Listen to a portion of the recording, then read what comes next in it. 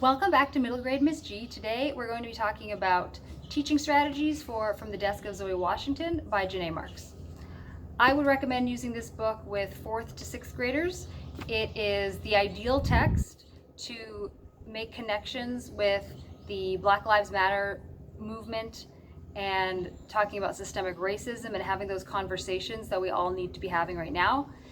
So I would say that is my number one recommendation for teaching with this book. Whether you're doing one-on-one, whether this is a homeschool situation, an independent reading book, small group book club, or a whole class novel, that is the conversation that needs to happen with this text. And I would say that I hope that every teacher, homeschool parent, everybody is reading this book right now with their 4th through 6th graders. So, what are we going to do with this book? For comprehension strategies, it works really well with predicting, connecting, and summarizing. Predicting, students can use what they know about how stories tend to go, how characters tend to act, what they see about the specific characters in this book, to make some predictions, to do that kind of work. This book is great for that. For summarizing, I would say this is a good book for practicing summarizing, because for students who are newer to summarizing or maybe have a little bit more of a challenge with it, it's written in a very straightforward way that it's not going to overly stress them out. There aren't so many abstract elements of this text that they're going to get confused or have too much of a challenge. For students who are pretty well versed in summarizing, it does have a primary plot and then 2 subplots going on, so it will give them a little bit more to try to push for, to do some more higher level summarizing. For connecting, for making connections, that, like I said before, is this book's thing. That's what this should be used for. Students are going to say, oh hey, this reminds me of the George Floyd situation. This reminds me of that thing I saw on TV, that article I read, the conversation I heard my parents having, those people I saw on the street protesting, the protest I went to. Whatever their experiences are with everything that's going on in the world right now, they're going to make connections to that. And it also is going to provide you a specific situation around which to have those conversations, because in the book, Zoe's father is in jail and has been in jail her whole life, her biological father, and she is all of a sudden communicating with him, and the question becomes, was he really guilty, or was this a situation in which racial profiling played a role, which it seems that it did. So to give kids a concrete but fictional story to have these conversations around is really going to help them. So making those connections is so important for this text. And it also will allow you to then bring in texts or videos of nonfiction to augment and make connections to those discussions. I think you could also do a little bit of digging and pull some ideas from the Innocence Project website, because they talk a lot about that in this book, and I think students would be very interested in finding out more about that. It's really great when you're reading this book because she's not somebody who says, oh, of course I already knew that, and assumes that the reader also already knows that. She's saying, I didn't realize that innocent people went to jail.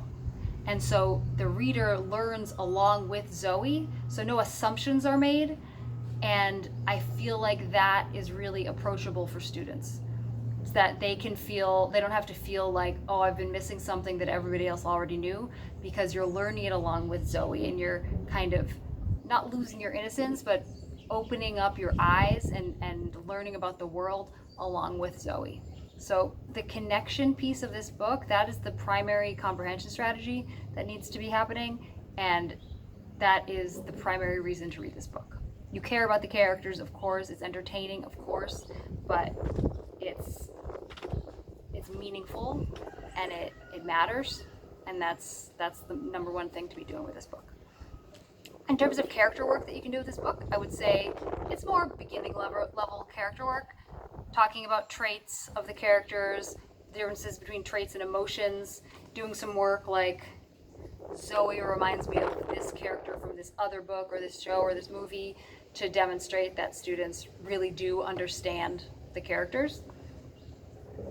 If you're looking for something to push them a little bit more, if you're more in that 6th grade range, or you have a student who needs something more sophisticated to work around, I think that this is a great text for beginning the abstract work of motifs and themes, because the motifs, these big ideas, these abstract things that books are really about, come across very clearly in this book.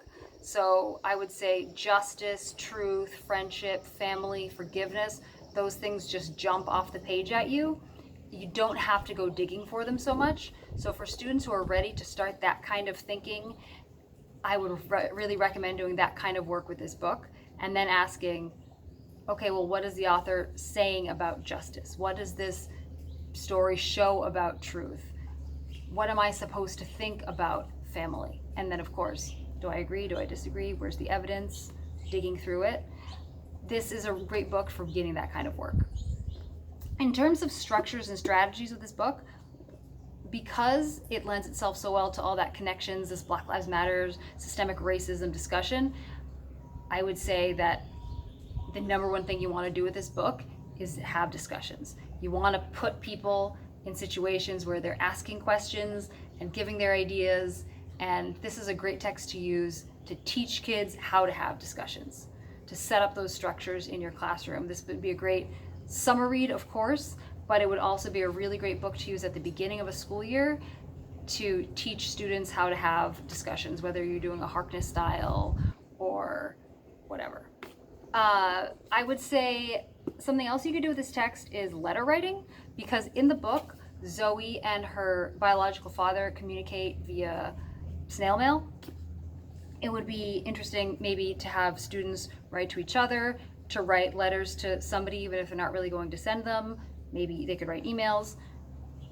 It would also be an opportunity to have them write to you, the teacher or the parent or whoever, as a way to respond to the book and for you to write back, because that's the joy really of letter writing, is receiving a letter back. So you really want to make sure that it's going both ways. You could also do some sort of work where you create a playlist, because in this book, through those letters, Zoe builds this playlist of books that her father recommends. And as I said in my last video, you can find the playlist on Spotify.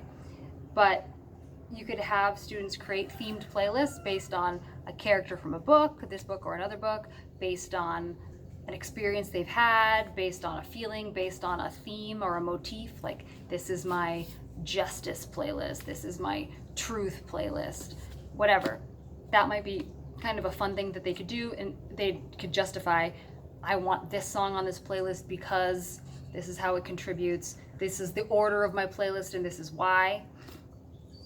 I would also say that this is a book, I mean, with any book, but you could pull quotes that mean something to you. Like, as a teacher, model it for them, of course, but have students pull out quotes that really jump out at them, and then do some writing or some discussing of why those quotes matter.